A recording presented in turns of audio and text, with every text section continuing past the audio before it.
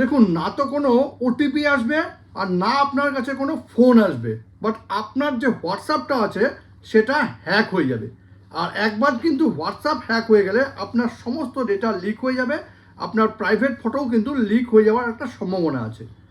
তো মার্কেটে হোয়াটসঅ্যাপের কিন্তু নতুন একটা স্ক্যাম চলে এসেছে। এই স্ক্যামটার নাম দেওয়া হয়েছে ঘোস্ট পেয়ারিং স্ক্যাম।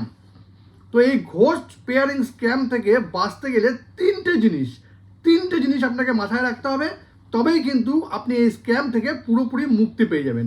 তবে এই তিনটে জিনিস কি কি জানতে গেলে ভিডিওটা শেষ পর্যন্ত দেখুন, আর প্রসেসটাও একদম সেভ করে নিন। এই জন্য শুরুতেই যেটা আপনি করবেন, 1 নম্বর সেটা হলো হোয়াটসঅ্যাপটা ওপেন করবেন। এই যে 3টে ডট আছে এখানে ক্লিক করবেন, সেটিংসে ক্লিক করবেন।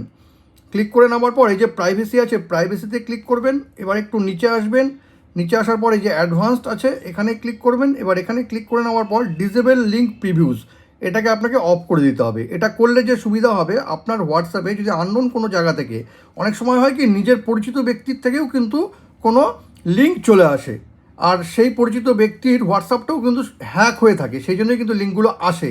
তো এই সমস্ত লিঙ্ক এর প্রিভিউ কিন্তু আপনার কাছে আর আসবে না, ঠিক আছে? এটা যদি আপনি অফ করে রাখেন। সেকেন্ডে আপনি ব্যাক করে আসুন, ব্যাক করে আসার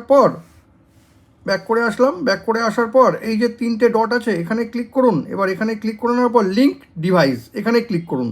এখান থেকে আপনাকে দেখে নিতে হবে যে আপনি যে হোয়াটসঅ্যাপটা চালাচ্ছেন সেটা অন্য কোনো হোয়াটসঅ্যাপ নাম্বারের সঙ্গে লিঙ্ক করা আছে কিনা, ঠিক আছে? এই দুটো জিনিস দেখে নেবেন। আর 3 নম্বর সেফটিটা হলো, আপনার হোয়াটসঅ্যাপে যদি কোনো লিঙ্ক বা কিউআর যদি চলেও আসে, আপনি কিন্তু ভুল করেও আননোন কোনো নাম্বার থেকে কোনো লিঙ্ক বা কোনো এপিকে ফাইল বা কোনো স্ক্যানার কিন্তু কখনোই স্ক্যান করে দেখবেন না, বা আননোন নাম্বার থেকে কোনো লিঙ্ক কিন্তু ওপেন করবেন না। এই ইনফরমেশনটা যদি কখনো আপনার কাজে লেগে থাকে তবে কিন্তু এটাকে অবশ্যই শেয়ার করবেন। আর এরকম নতুন নতুন ইনফরমেটিভ ভিডিও পেতে প্লিজ সাবস্ক্রাইব আমার চ্যানেল সাবজেক্ট সম্রাটকে। Thank you.